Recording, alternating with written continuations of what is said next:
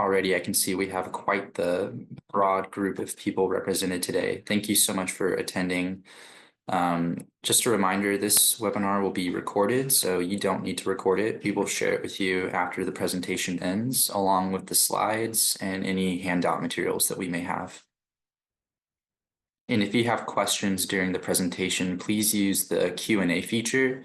If you put it in the chat, I won't be able to find it, and it'll likely go unanswered unless a good Samaritan answers it for you in the chat.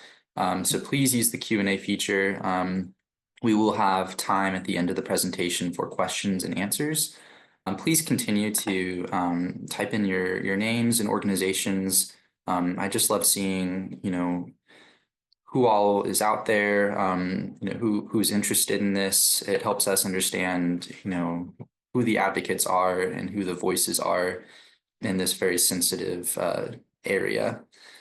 So today's presentation is part 2 of an effort spearheaded by TIRRC and the Tennessee Justice Center to address an issue that we've become more keenly aware of in these times, which is the fact that it's very essential and important for families to be prepared for the future with respect to any potential immigration action that will be done against them by this current administration.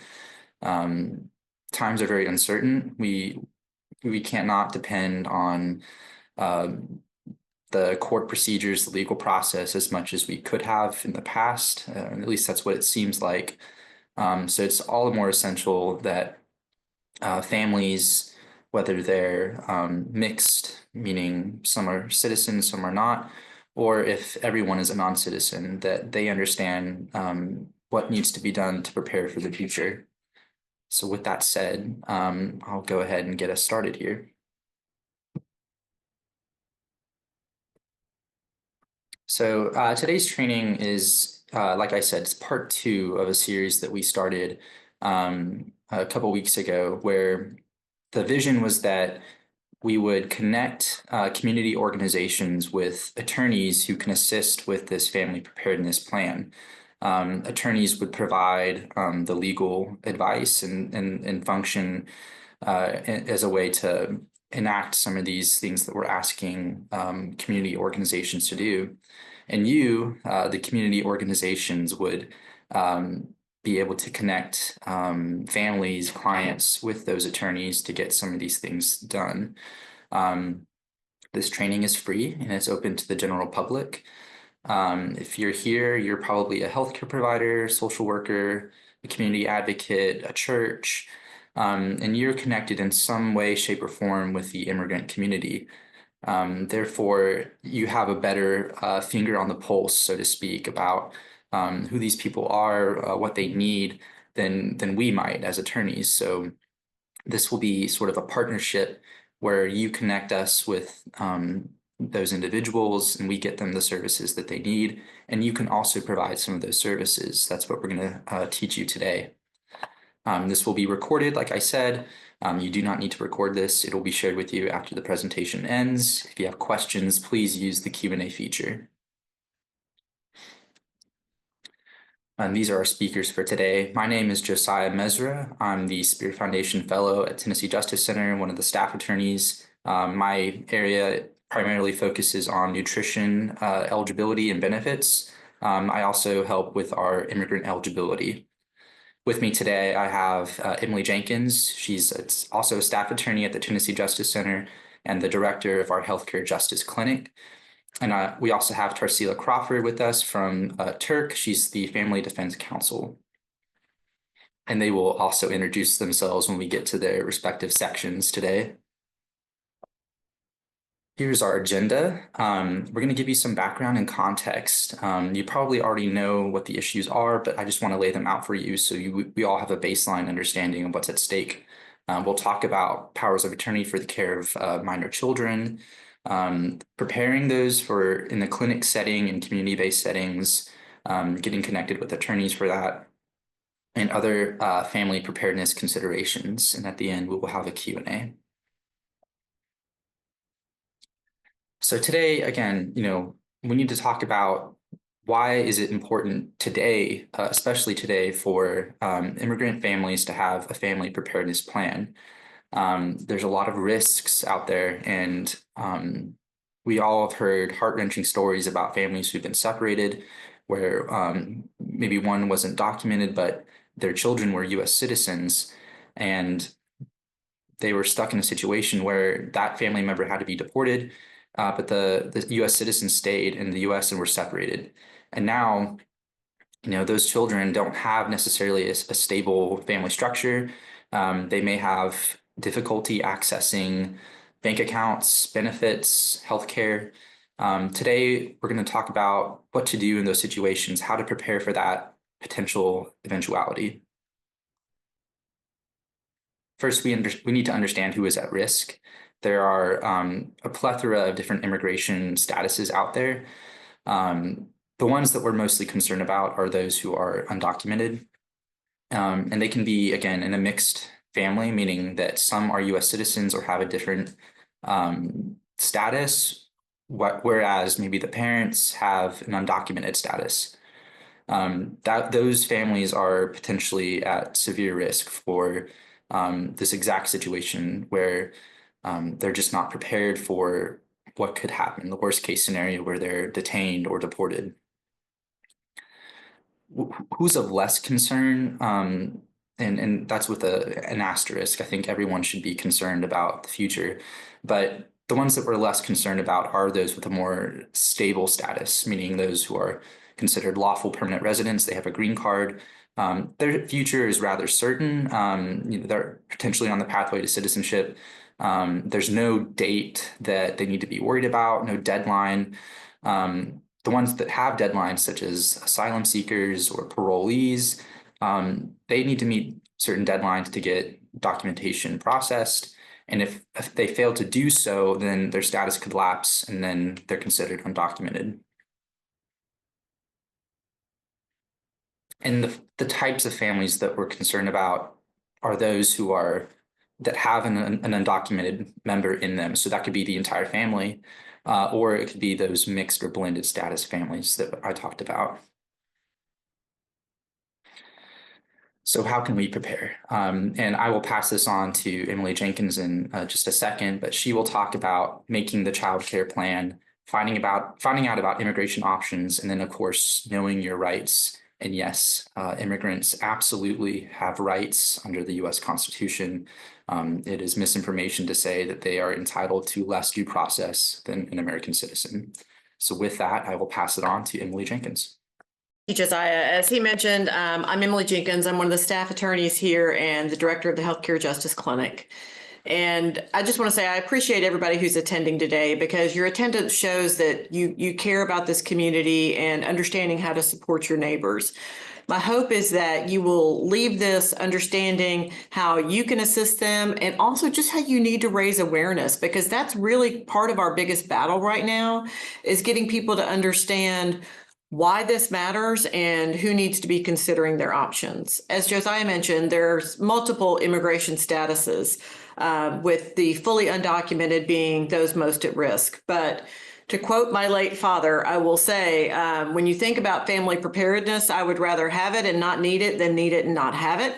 So for any family that has a parent that is not a U.S. citizen, Tarsila will go into more detail later, but my recommendation would be make a plan, because things are changing so rapidly that really any status, it's better to have that preparation in place.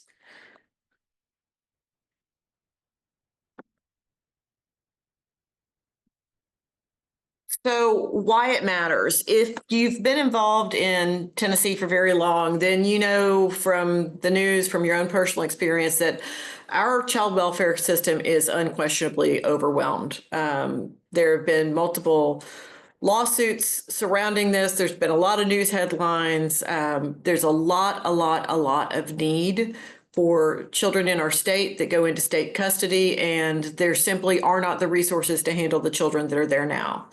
So when parents are removed, if there's not a plan in place, their children will enter a system that's difficult to exit once you get there.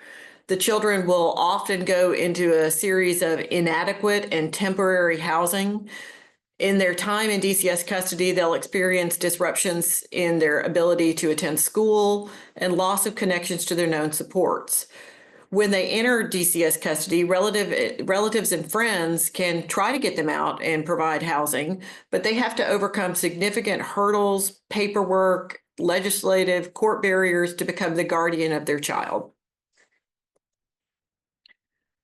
And when you think about what is the impact, going into to the custody of the state for even a temporary time has lifelong impacts, and early childhood trauma causes a lot of things that we can prevent. So the data on youth who enter foster care is not good.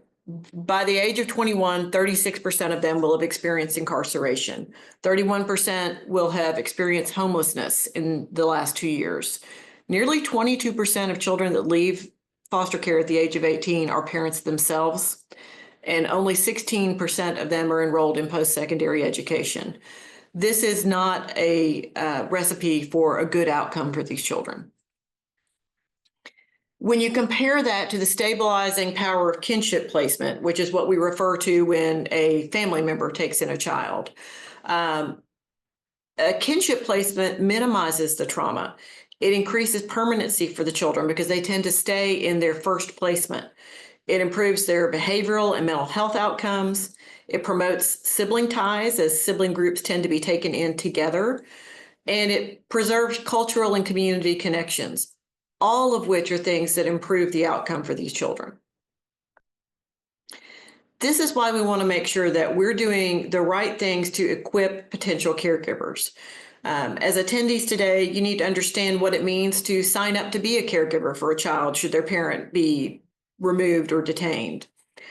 And what that role means is that you're agreeing, should the parent leave the country or be in detention, that you would take the child into your home, you would manage their medical needs, you would manage their health care needs, and you would be that loving support that really makes a difference in a child that's going through an incredibly traumatic time.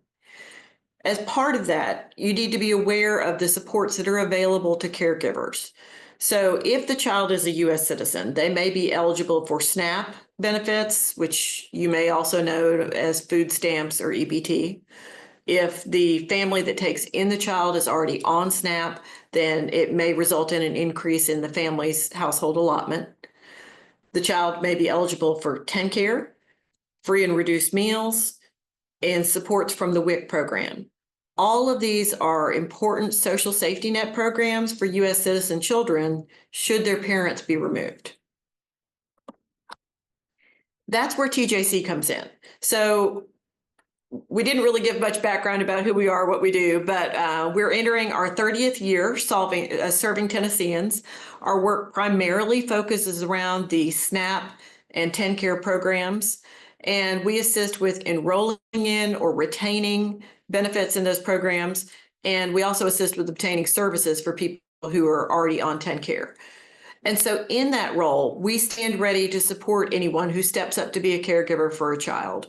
If you're signing on to be a caregiver and you have questions about how your family's benefits would be impacted or what would be available to the child, part of the paperwork and the family preparedness guide we have has a little overview of benefit eligibility, but we're always available to answer questions.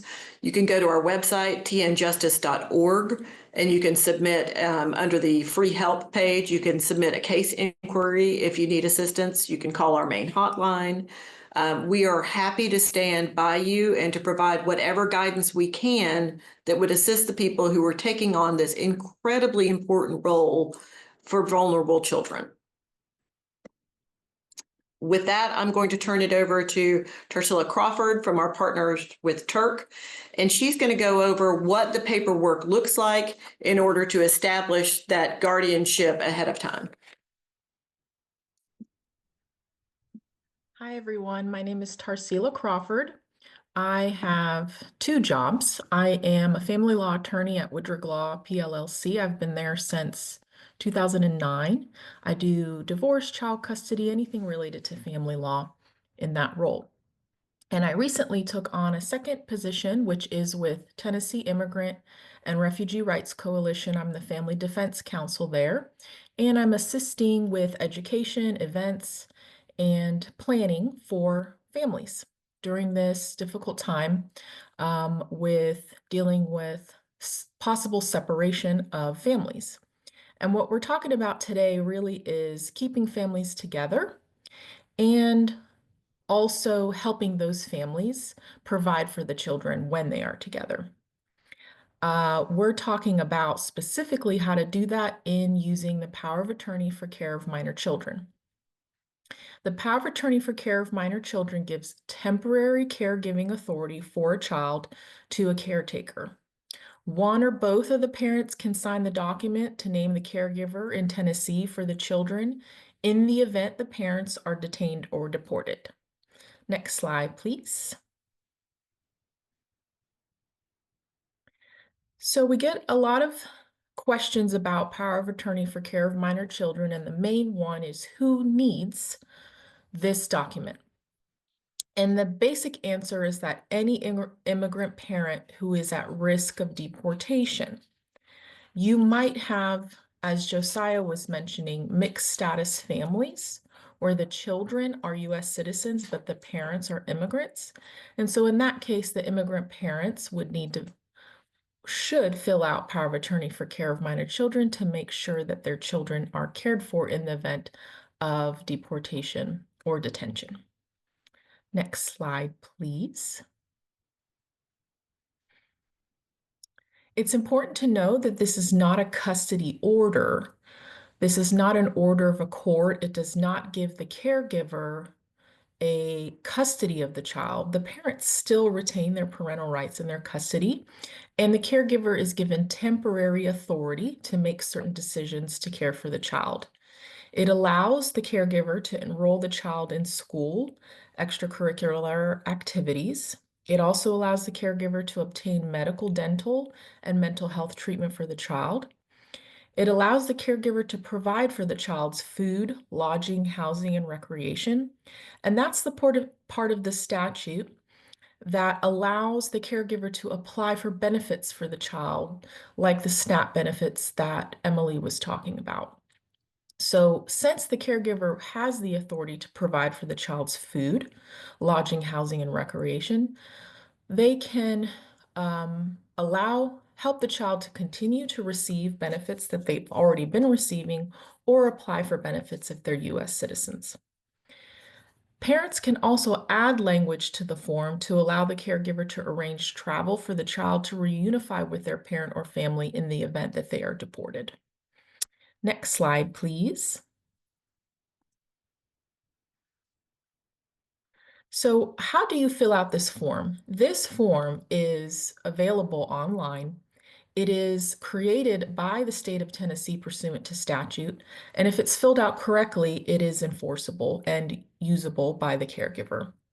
It's best for both parents and the caregiver to fill it out together and sign together with an attorney or a trained community advocate, as well as a notary. Next slide, please. It's important to know these points that the document must be signed by both parents and the caregiver. The caregiver must initial and sign a certain section. If one parent is not available to sign, then the parent who is signing the document must explain why the second parent is not available and send a copy of the power of attorney to the other parent. Sometimes we have families that are separated, the parents are separated, or one parent has already been deported or detained before this document is filled out, or the family has been abandoned by one parent and we don't know where they are. So there's a section in the power of attorney form for both parents to sign. If one parent cannot sign, the parent filling it out needs to explain why. The parent and caregiver signatures must be notarized or signed by two witnesses. I always recommend notarization to kind of give more legitimacy to the document.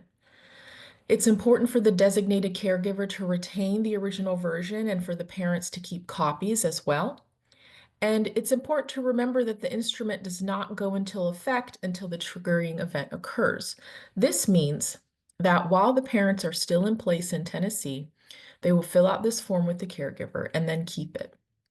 In the event of a detention or deportation, the power of attorney powers go into effect and the caregiver can use it to take care of the kids and move them into their home, enroll them in school, apply for benefits, take them to extracurricular activities, and ensure their medical and mental health is provided for.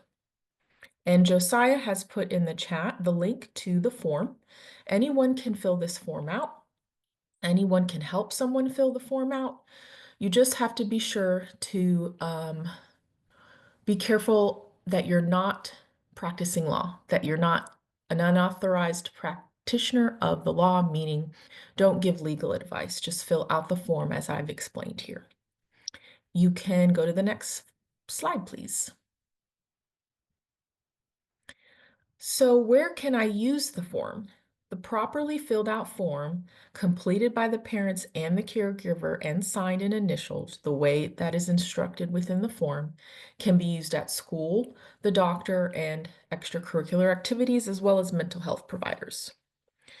You can choose a caretaker that lives in Tennessee, an adult that you trust who lives in Tennessee and has legal status in the United States. That's my recommendation. So let me explain. The requirement in the form is that the caretaker be an adult who lives in Tennessee. I'm recommending that it be somebody with legal status because there are concerns the caretaker could be detained and deported as well. Sometimes parents don't know anybody or trust anybody who has legal status, so they choose somebody who does not have legal status, and that's okay. That part about legal status is a recommendation for best practices. Next slide, please.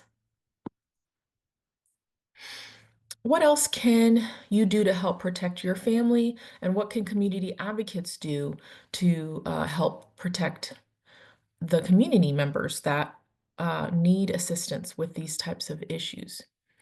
You can recommend to community members that if their child is a U.S. citizen, that they get a U.S. passport. You should also, as community advocates, recommend that parents register the child's birth with the consulate of their country. So if you're a Mexican citizen living in the United States, and you have a child in the United States who is a U.S. citizen, you should also register that child's birth with the U.S. consulate so that the U.S. consulate is aware that there's a dual and U.S. Mexican citizen living abroad, and it makes it a little easier for travel and information to be shared if a parent is detained or deported back to their country of origin. Next slide, please. Other family preparedness considerations for advocates to talk to community members about. Next slide. So obtaining passports can be a little bit tricky when you don't have both parents available for the appointment. Because for children under 16, both parents have to accompany the child to the passport appointment. And if one parent does not attend, additional paperwork is usually required, and sometimes you have to have a court order. So if you're working with a family and they do not have both parents together to attend the U.S. passport appointment, the parent who has the child in their possession may have to fill out a petition in the juvenile court in the county where they live to ask for an order for sole decision-making authority for passports. Sometimes you need an attorney to do that.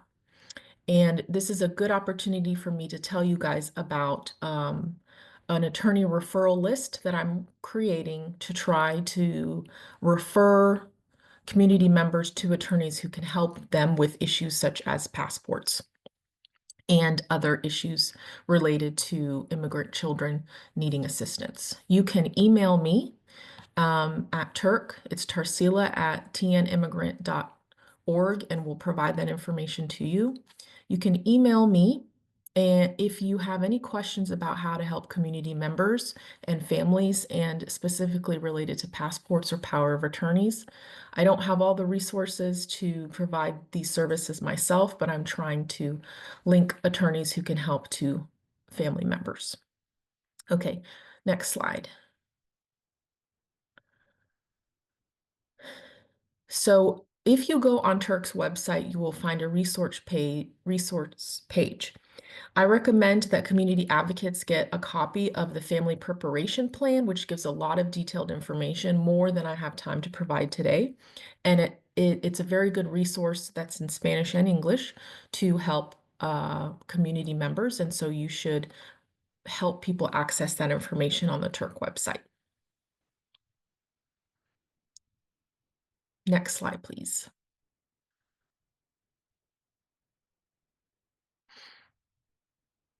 Okay, and now we are at the question section, and I'll do my best to try to run through them quickly. Thank you, Tarsila, and I will obviously help with some of these questions since they touch on kind of both areas that we focus on. I'm going to answer Amanda Hernandez's question first, which is, are there any other supports for food other than SNAP or WIC, given that Governor Lee has already stated that he will not use state reserves to keep these programs going during the shutdown, which, yes, he absolutely, and the Tennessee legislature has the ability to do using the TANF block grant fund.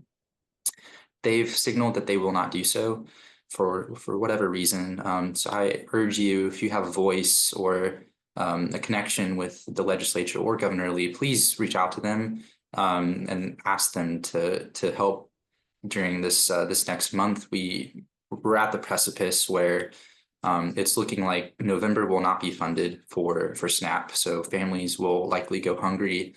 They will not be able to access necessary nutrition benefits during that time if nothing changes. We have 4 days maybe where things can change, but the outlook's not good.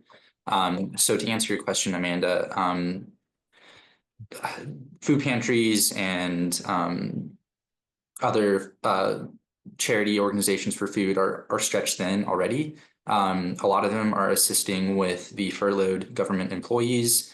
And so if you add on top of that the entire SNAP population, which for Tennessee is a considerable amount, it's going to be too much for them to handle. For every meal that something like a food pantry provides, SNAP provided 10. That's not a ratio that they can make up without any help. And so I don't have the best answer for you. I'm sorry. There was potential with respect to WIC. There was news that President Trump intended to use funds raised through tariffs to fund WIC for the next month. That remains to be seen. I haven't seen anything very authoritative other than his Truth Social post on that. So we'll have to see for WIC, but for SNAP, it's nearly certain that November will go unfunded. Yeah, I mean, I would agree. And just so you're aware, the way the SNAP is paid out, the day you get your benefits depends on the last two of your socials. So the benefits are paid out between November 1st and November 20th if they were paid on time. So people earlier in the month right now are looking like they will be affected. What we don't know is, even if the government were to reopen or they were to agree to fund SNAP, because the request for SNAP allotments is going to be sent in late, we don't have any sense of then how long it would take the state to receive the funds, process the funds, apply them to people's cards. So as Josiah was saying, the likelihood that benefits will be paid late or not at all is looking pretty certain. Abby asked, what are the risks for an undocumented parent applying for SNAP on behalf of their, or other public benefits on behalf of their U.S. citizen child? That's a good question. There's been a lot in the news about data sharing between organizations like TennCare and DHS with the Department of Homeland Security. And, the answer to this, is that if you as a parent have not had any interactions with USCIS, meaning they haven't gone through any formal immigration proceeding, the risks are substantial because those caseworkers will likely mark you as either a non-citizen, status unknown, or non-citizen, undocumented. And that data could potentially be shared with the Department of Homeland Security, although Tennessee has yet to do so. But it could happen. However, if you as a parent have had any interaction with USCIS, meaning you've gone through some formal immigration proceeding, then the data that they could pass on to Homeland Security is likely already something that Homeland Security has possession of. So the risks are low. If they have your address, if they have your name, if you have a social security number, they already have that information. There's no risk to you for applying on behalf of your US citizen child. And then Lorena asks, could you please provide a template of the POA? I put it in the chat. These documents are also available on the Tennessee government's website.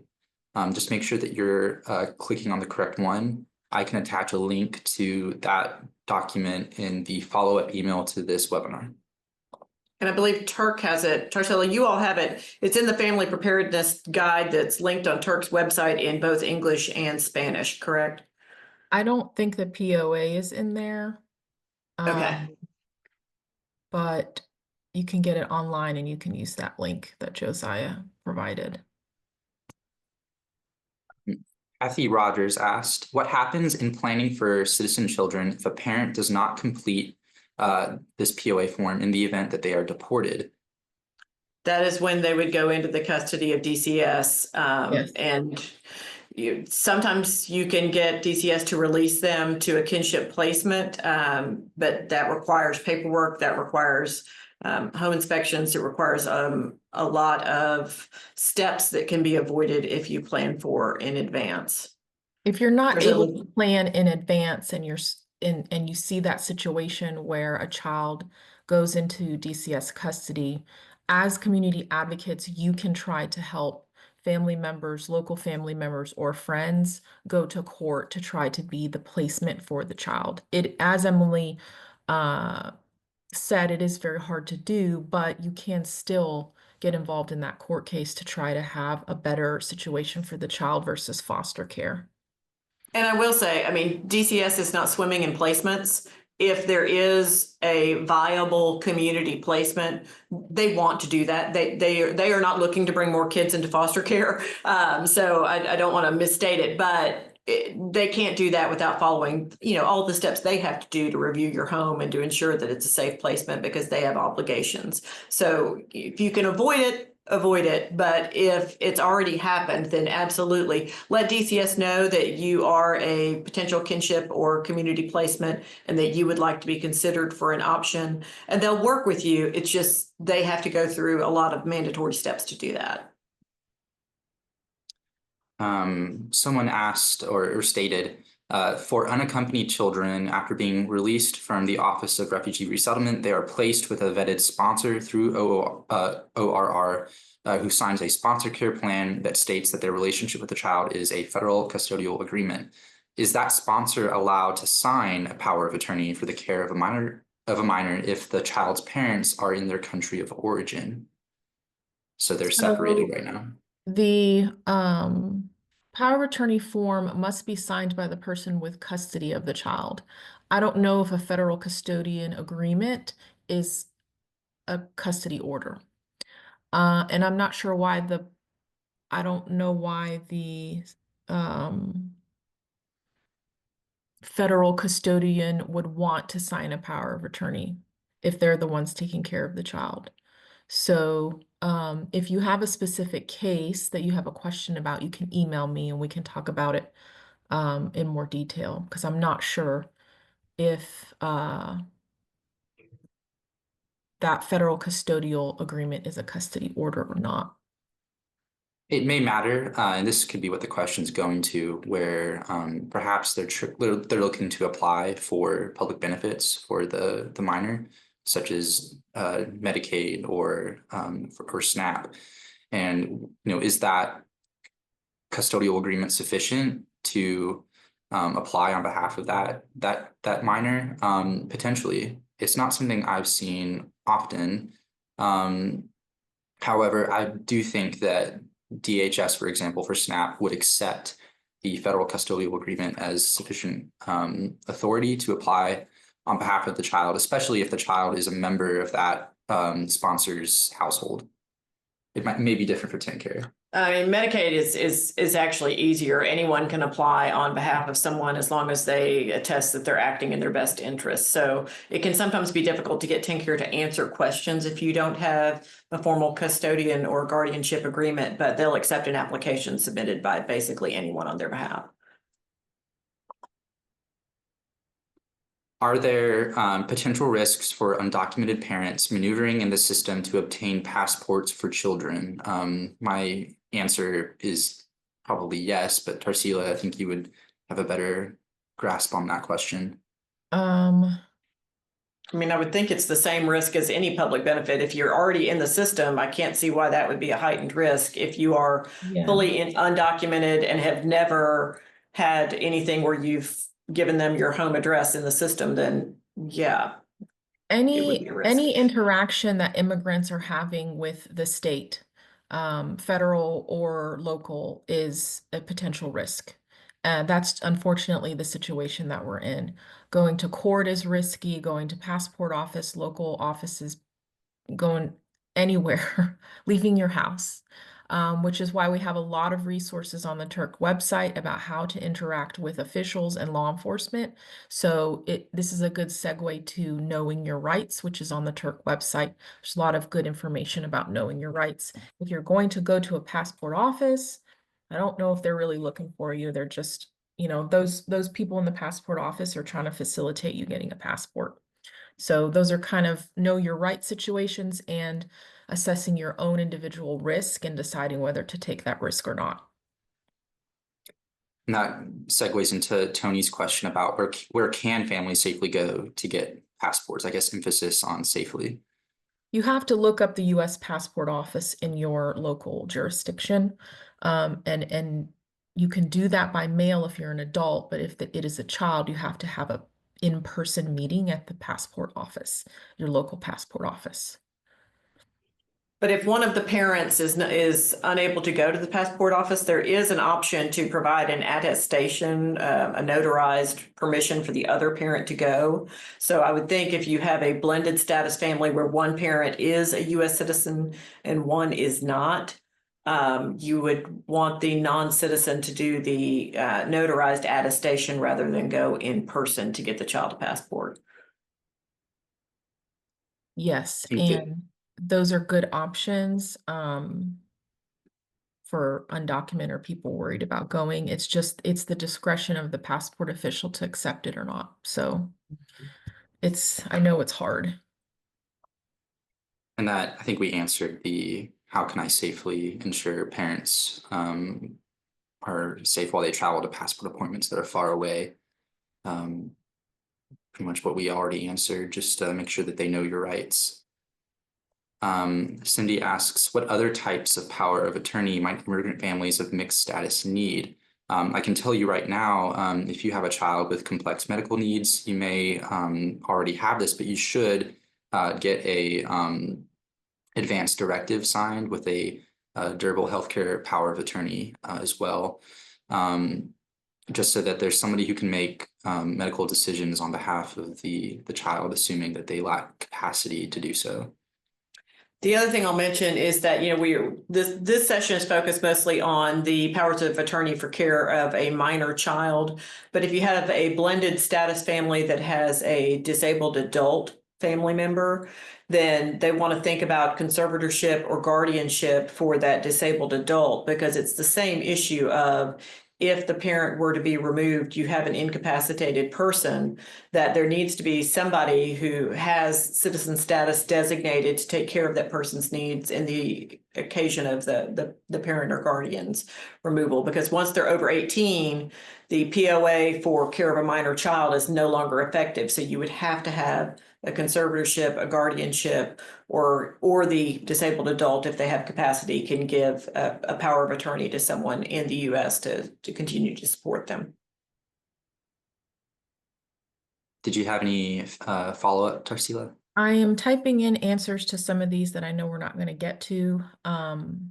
Please don't hesitate to email me.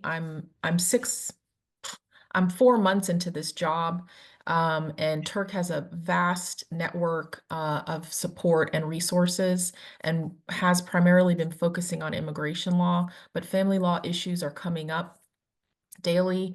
And I would love to know any information that you guys have or questions that you have about whether power of attorneys are not being accepted by educational institutions.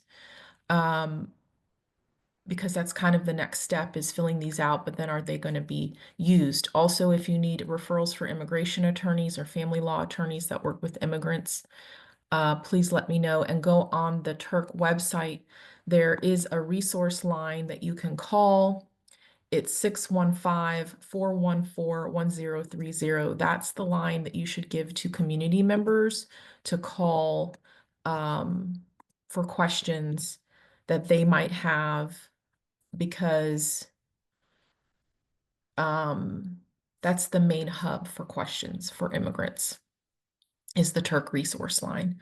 And familiarize yourself with their website. They have great resources there. Iris asks, is it true that families whose TPS status, so temporary protected status, has expired are automatically placed on a deportation list? What supports are available for these families? I don't know the answer to that because I'm not an immigration attorney. I would encourage you to call the TIRRC resource line and see if you can get an answer to that question.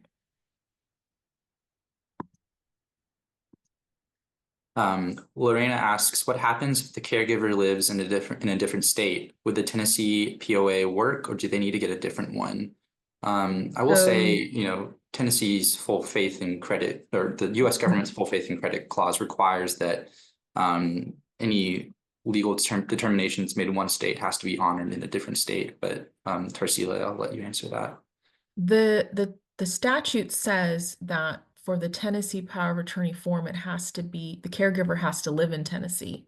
So if you have a Tennessee child, the caregiver has to live in Tennessee. And I think that the form assumes that the caregiving is going to occur in Tennessee. So I think each individual state will have to decide whether they're going to require something separate to be used in their state. We do have full faith and credit, but we also know that laws are kind of optional at this point. So we're dealing with all kinds of different situations.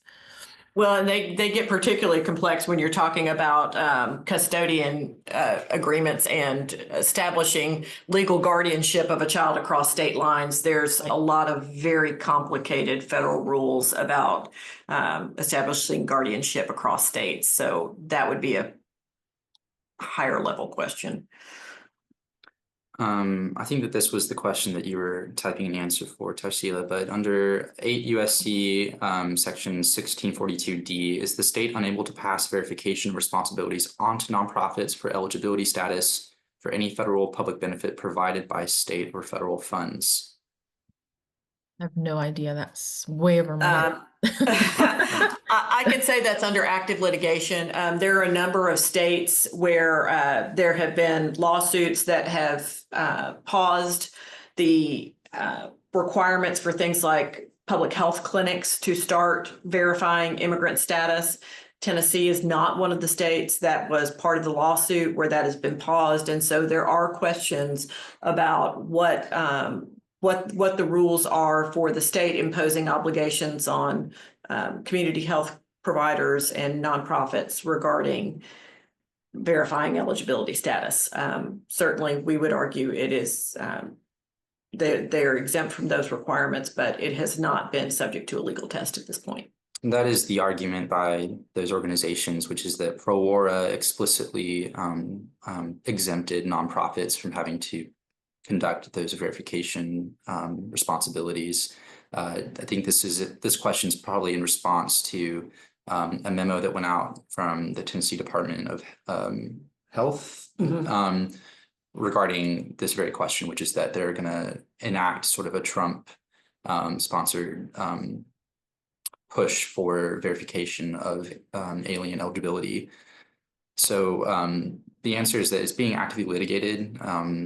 if there's an injunction, it may or may not apply to Tennessee, but that remains to be seen.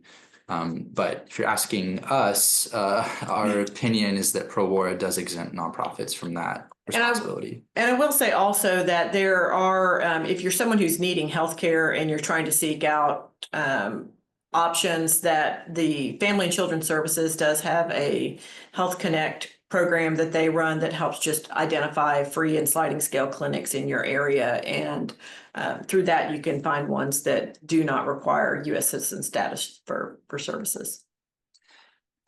Moving on, Merritt asks tips for renting to undocumented persons. What is required / not required? That's a very that's a state law sort of question. I think they're pretty flexible.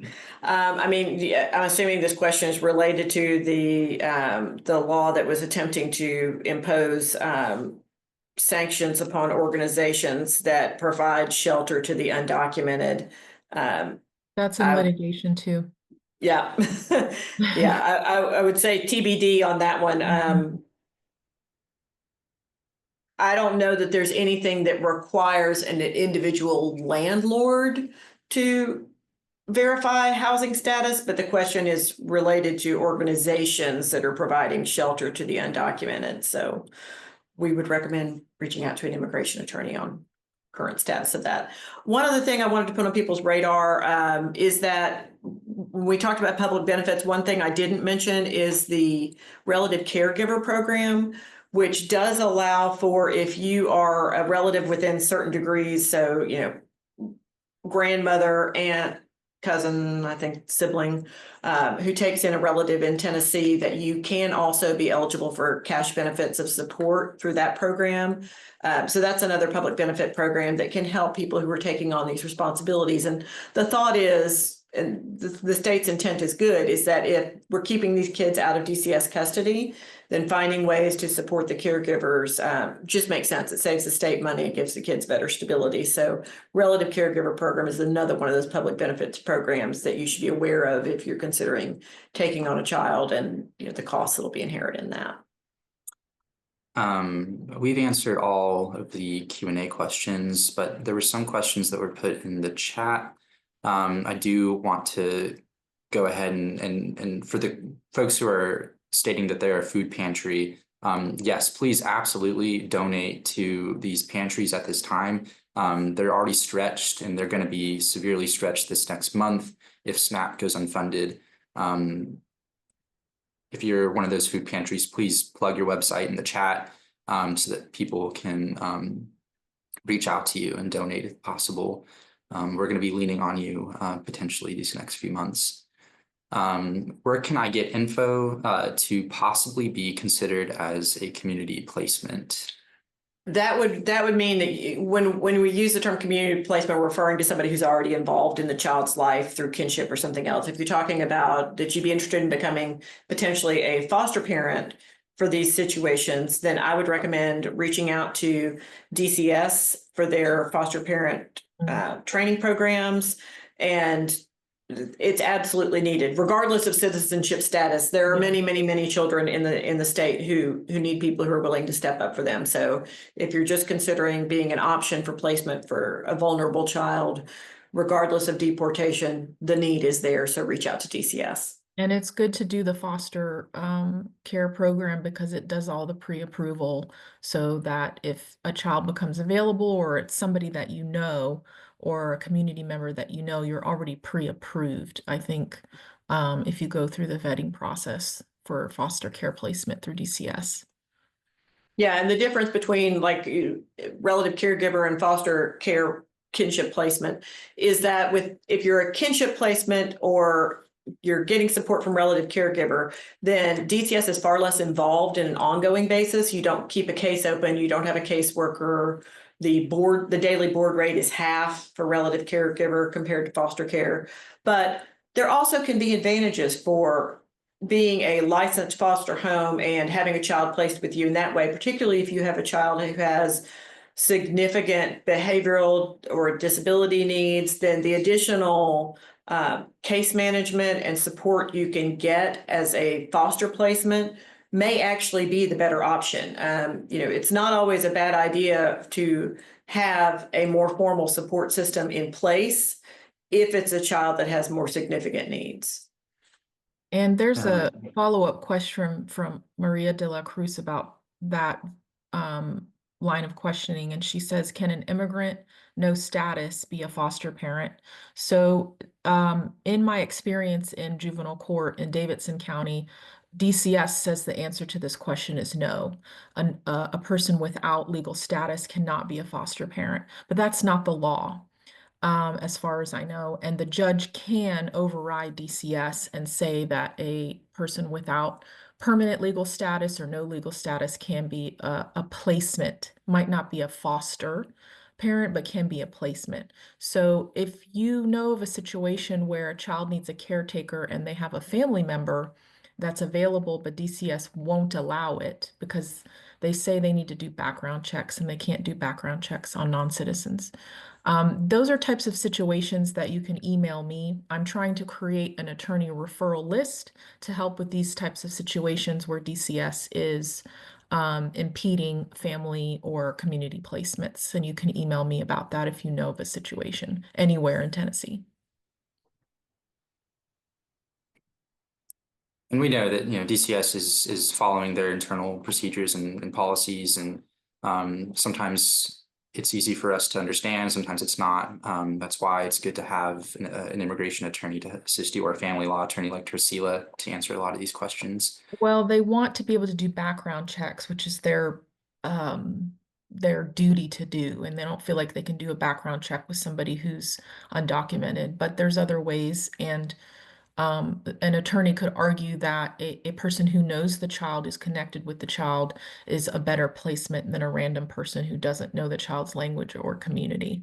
So those are individual cases, and I've been involved with those as a lawyer, and I think those will come up more and more.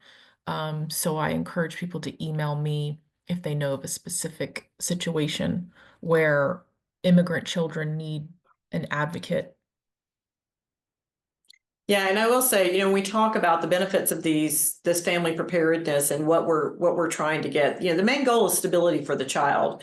And so when you're thinking about who you want to have stepping up for placement, it's definitely preferred. We need people who have U.S. citizen or very stable legal status, because it doesn't really serve the child to have their undocumented parent removed and then be placed with a caregiver who is then also removed. We want to get the best and most permanent placement. So if you have somebody in the community, your church, your neighborhood, a teacher, somebody that you know and trust who has status, that's the best option to put in the paperwork.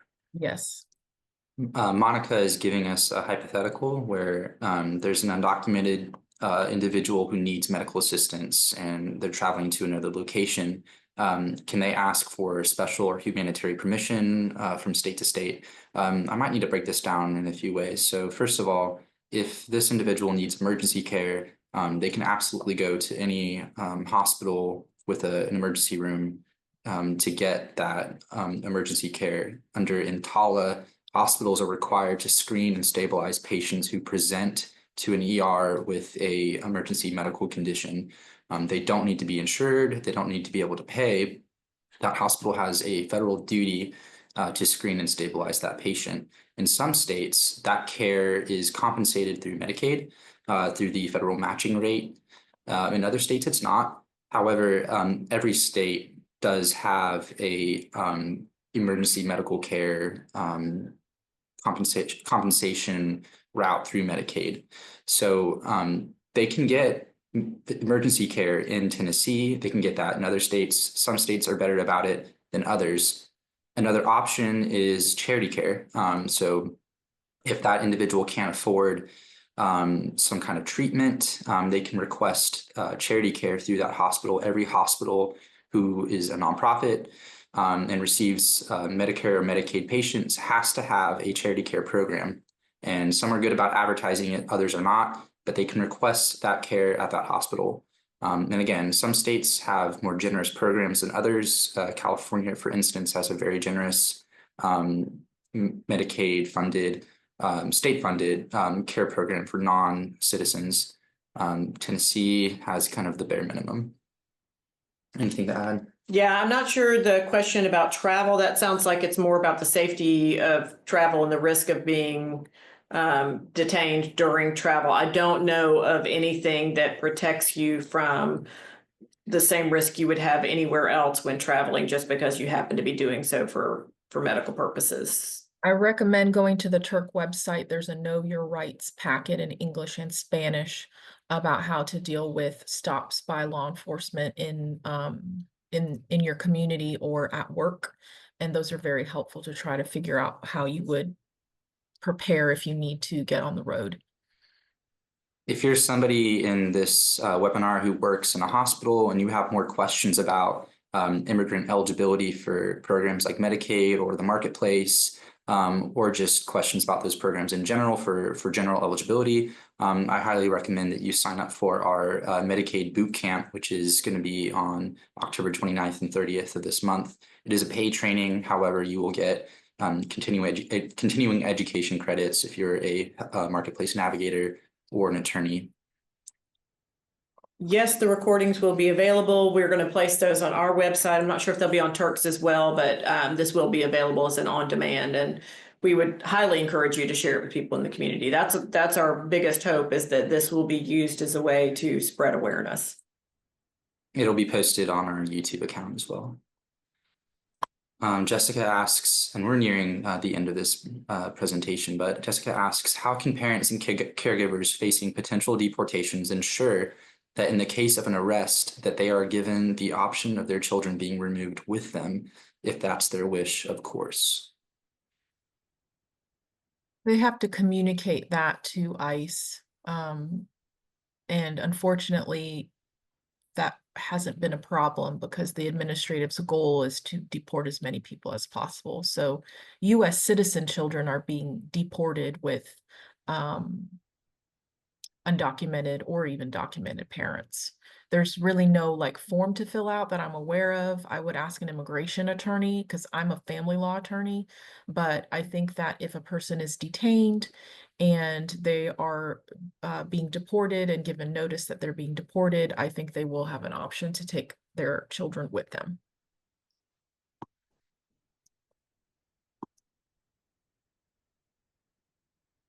Well, thank you all for attending. I mean, I can't say enough how much it means to us that people are willing to take the time to learn more about these issues and to make those in your community aware of the need as well. As we mentioned, TJC is here if it's questions about Medicaid, SNAP, WIC. We're happy to help. TIRRC has amazing resources. We are very grateful for their partnership and all of the work that they're doing in the community, because the people they serve need their help more than ever. So thank you for attending. If you have follow-up questions, feel free to reach out to us. You will get a copy of the Family Preparedness Guide following this, and the recordings will be available on our website. And thank you to both you guys and the rest of the TJC team for hosting this and inviting me. I think we've done very good work with both of the presentations that we've done. And I encourage everyone to donate and support and volunteer with Tennessee Justice Center and TIRRC. We really do need as many people as we can get to help. And before we close, I did see there was one person who asked in the question, how do we get information about Medicaid? Go to tjc.org and you'll see there's a Get Help page. You can submit a case inquiry and give us more specifics about what kind of help you're needing with Medicaid, and we are happy to help you.